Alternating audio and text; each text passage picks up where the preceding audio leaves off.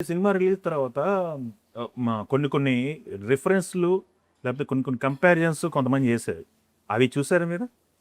నాకు ఎప్పుడు ఉన్నవే అండి. అంతేనా? అంటే గూఢచారి మీద నిందేమో 'కింగ్స్‌మెన్' నుంచి, ఓహో! క్షణం మీద నిందేమో 'ఫ్లైట్ ప్లాన్' నుంచి, ఆ!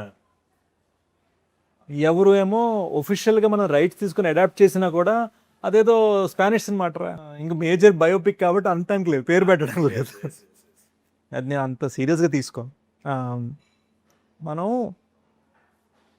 కొన్ని వేల సంవత్సరాల హ్యూమన్ ఎగ్జిస్టెన్స్ అవును. ఒకటి బ్యూటిఫుల్గా గుచ్చుకుండేలాగా చెప్పామా లేదా బ్రెయిన్కి టీజ్ అయ్యేలాగా చెప్పామా లేదా అనేది మ్యాటర్స్. అదొక్కటే నేను పట్టించుకుంటాను. Super sir. అయితే ఈ సినిమాలో మెయిన్ మీరు ఇంపార్టెంట్ క్యారెక్టరు. మీతో పాటు ఉన్న క్యారెక్టర్‌లన్నీ కూడా అంతే ఇంపార్టెంట్ కనపడుతున్నాయి సినిమాలో. ప్రతి క్యారెక్టరు పర్పస్ కోసం ఉన్నట్టే ఉంది. ఎస్.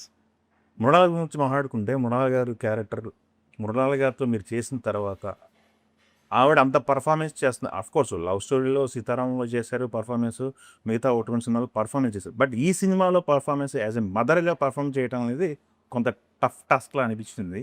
వెరీ అది ఎలా డీల్ చేయగలిగారు? ఆవిడ అంత మెచ్యూర్డ్గా చేయడంలో కోఆర్టిస్ట్గా మీ కోఆపరేషన్ ఏంటి? అంటే ఒక గొప్ప పర్ఫార్మెన్స్కి ఎప్పుడు ఒక మంచి క్యారెక్టర్, మంచి వెల్ రిటర్న్ క్యారెక్టర్ తోడవ్వాలండి. సో డే వన్ నుంచి నాకు తెలుసు ఈ ఈ లవ్ స్టోరీ ఈ రెండు క్యారెక్టర్స్ దాని. Okay. So I knew that మీకు మృణాల్ కళలో ఒక డిఫాల్ట్ ఎంపతి ఉంటుంది. చూడంగానే అయ్యో అని అలా పడిపోతాం మనం. And we wanted. అండ్ ఎప్పుడైతే ఒక వెల్ రిటర్న్ క్యారెక్టర్కి తన గొప్ప పర్ఫార్మెన్స్ తోడైందో మ్యాజిక్.